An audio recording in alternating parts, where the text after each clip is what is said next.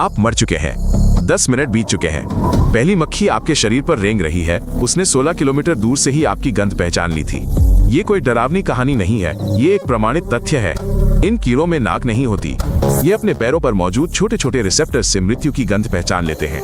ये धरती पर किसी भी जीवित प्राणी से कहीं ज्यादा तेजी से सड़न के पहले संकेतों को पहचान लेते हैं। ये मक्खियां यूं ही नहीं आती, ये खास तौर पर सड़न की गंध की तलाश में आती हैं। शरीर जितनी तेजी से सड़ने लगता है, इनकी संख्या उतनी ही बढ़ जाती है। पहले दर्जनों, फिर सैकड़ों, फिर हजारों। शरीर हवा में दर्जनों अलग अलग रासायनिक संकेत छोड़ता है। सड़न के हर घंटे के साथ इनकी संरचना बदलती रहती है और गंध की हर नई लहर कीड़ों की एक नई लहर को जन्म देती है। 24 घंटों के भीतर शरीर पर हजारों अंडे हो जाते हैं। 3 दिनों के भीतर पहले लार्वा निकल आते हैं। गर्म मौसम में 1 महीने के भीतर केवल कंकाल ही बच सकता है। ये कोई अतिशयोक्ति नहीं है, ये वास्तविक गति है। एक मादा एक बार में 300 तक अंडे देती है। शरीर पर ऐसी सैकड़ों मादाएं हो सकती हैं। कुछ ही घंटों में हजारों की संख्या में कीड़े एक साथ झुंड बनाकर उड़ने लगते हैं। वैज्ञानिकों का कहना है कि 3 मक्खियां और उनके बच्चे एक घोड़े के शरीर को उतनी ही तेजी से खा सकते हैं जितनी तेजी से एक शेर खा जाता है। ये बात जीव विज्ञानी कार्ल लिनियस ने 18वीं शताब्दी में लिखी थी और तब से किसी ने भी इसका खंडन नहीं किया है। बंद दरवाजे के पीछे से एक हल्की सी आवाज सुनाई दे रही थी, जैसे चूल्हे पर पानी उबल रहा हो, लेकिन वहां कोई चूल्हा नहीं था। ये हजारों कीड़े थे जो एक साथ मांस को चट कर रहे थे। ये कीड़े एक ठोस जीवित समूह में चलते हैं। जब वे भोजन करते हैं तो इतनी गर्मी पैदा करते हैं कि उनके समूह के अंदर का तापमान कमरे के तापमान से 20 डिग्री ज्यादा हो जाता है। ये भौतिकी है, कोई कल्पना नहीं। लाखों छोटे छोटे शरीर एक जैविक भट्टी की तरह काम करते हैं। फोरेंसिक वैज्ञानिक अपराध स्थल पर ही इस तापमान को मापते हैं और इसे अपनी गणना में शामिल करते हैं। यही चीज हत्याओं को सुलझाने में मदद करती है। कीड़ों की वृद्धि दर और कमरे के तापमान को जानकर एक विशेषज्ञ कुछ घंटों के भीतर सटीक रूप से बता सकता है कि किसी व्यक्ति की मृत्यु कब हुई। वास्तविक मामलों में शव कभी कभी महीनों तक पड़े रहते हैं।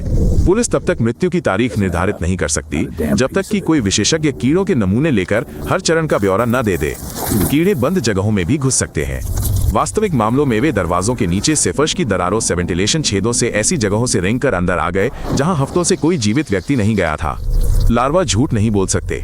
वे जैविक सटीकता के साथ बढ़ते हैं जिसे नकली नहीं बनाया जा सकता। इसीलिए सबसे जटिल मामलों में ऐसा विशेषज्ञ एक सामान्य रोग विज्ञानी से कहीं अधिक महत्वपूर्ण होता है। मक्खियां ही शरीर पर हमला करने वाले एकमात्र जीव नहीं है। एक निश्चित क्रम होता है। प्रत्येक कीट प्रजाति एक निश्चित समय पर आती है और अपना हिस्सा लेती है। नीली और हरी मक्खियां मृत्यु के बाद पहले कुछ घंटों में सबसे पहले आती हैं। मक्खियों की अन्य प्रजातियां उनके पीछे आती है। फिर विभिन्न प्रकार के मृत शरीर खाने वाले भृंग और चमड़ी खाने वाले भृंग परत दर परत आते हैं। प्रत्येक अगली लहर पिछली लहर के बचे हुए हिस्से को खा जाती है। कुछ नरम ऊतक लेते हैं, कुछ वसा और नसों के अवशेष और कुछ हड्डियों से चिपके हुए हिस्से। कुछ भी व्यर्थ नहीं जाता। ये प्रक्रिया यादृच्छिक नहीं है, ये लाखों वर्षों में विकसित हुई है। प्रत्येक प्रजाति जानती है कि उसकी बारी कब है। वे एक दूसरे के काम में बाधा नहीं डालते। वे प्रकृति द्वारा स्वयं संचालित एक कन्वेयर बेल्ट की तरह काम करते हैं। वैज्ञानिकों ने इस क्रम का इतने विस्तार से अध्ययन किया है कि शरीर पर मौजूद कीटों की संरचना न केवल मृत्यु की तिथि निर्धारित कर सकती है, बल्कि ये भी बता सकती है कि मृत्यु के बाद शरीर को स्थानांतरित किया गया था या नहीं। यदि किसी शरीर पर दक्षिणी जलवायु के विशिष्ट कीट पाए जाते हैं और शरीर उत्तर में पाया जाता है तो हत्यारे ने उसे स्थानांतरित किया होगा। लार्वा ऐसे सबूत बन गए जिन पर उन्होंने कभी विचार भी नहीं किया था। ऐसे मामले आज के समय तक ही सीमित नहीं हैं। 13वीं शताब्दी में एक चीनी अन्वेषक ने एक हत्यारे की पहचान इसलिए की क्योंकि मक्खियां उसकी दराती पर जमा हो गई थीं, जिससे खून के अदृश्य निशान बन गए थे। एक डॉक्टर जीवित कृमि लेकर उन्हें सीधे मरीज के खुले घाव में डाल देते हैं। ये कोई सजा या प्रयोग नहीं है, ये वर्तमान में इस्तेमाल की जाने वाली आधिकारिक रूप से स्वीकृत उपचार विधि है। लार्वा केवल मृत ऊतकों को खाते हैं, जीवित ऊतकों को अछूता छोड़ देते हैं। वे घाव को अंदर से साफ करते हैं, उन कोनों तक पहुंचते हैं जहां स्केलपेल पेड़ से नुकसान पहुंचाने का जोखिम उठाए बिना पहुंचना असंभव है। प्रत्येक लार्वा प्रतिदिन 25 मिलीग्राम तक मृत ऊतक निकाल देता है। जब किसी घाव पर सैकड़ों लार्वा होते हैं तो घाव केवल 2 या 3 दिनों में पूरी तरह से साफ हो जाता है। मरीज इस अनुभूति को गुदगुदी या हल्की खुजली के रूप में बताते हैं। कुछ मरीज लार्वा को तुरंत निकालने के लिए कहते हैं। अन्य मरीज इस उपचार को 10 बार करवाते हैं और कहते हैं कि इसने उन्हें अंग विच्छेदन से बचाया। ये विशेष रूप से मधुमेह रोगियों में आम है। ऐसे मरीजों में अंग विच्छेदन का मुख्य कारण ऐसे घाव होते हैं जो ठीक नहीं होते। लार्वा उन क्षेत्रों में भी प्रभावी होते हैं जहां दवाएं लंबे समय से अप्रभावी रही हैं। आजकल डॉक्टर लार्वा को पूरे शरीर में फैलने से रोकने के लिए उन्हें छोटी जालीदार थैलियों में रखते हैं।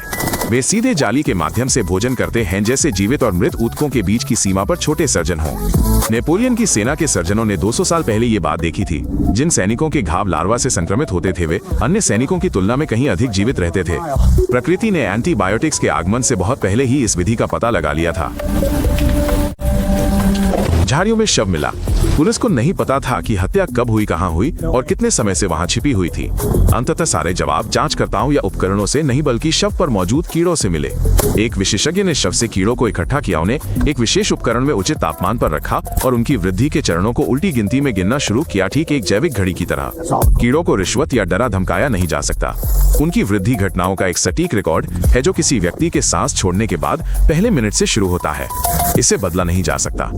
क्या आपको लगता है कि ये कहीं दूर है? यदि कोई व्यक्ति अकेले मरता है, माइनस किसी अपार्टमेंट में, तहखाने में या जंगल में माइनस, तो कीड़े ही सबसे पहले इसकी सूचना देते हैं, कभी कभी मृत्यु के कई हफ्तों बाद भी। वास्तविक मामलों में पड़ोसियों ने गंध नहीं बल्कि बंद दरवाजे के नीचे से रेंगते हुए कीड़ों को देखा। इन्हीं कीड़ों ने पुलिस को शव तक पहुंचाया जो वहां 1 महीने से अधिक समय से पड़ा हुआ था। एक वास्तविक घटना में हजारों लार्वा पूरी इमारत में रेंगते हुए छत से नीचे की मंजिलों तक पहुंचे और पड़ोसियों के अपार्टमेंट में घुस गए। उन्हें बाल्टियों में भरकर इकट्ठा किया गया और ले जाया गया। हम मृत्यु को पूर्ण शांति के रूप में देखने के आदी हैं, लेकिन वास्तव में यह हलचल से शुरू होती है।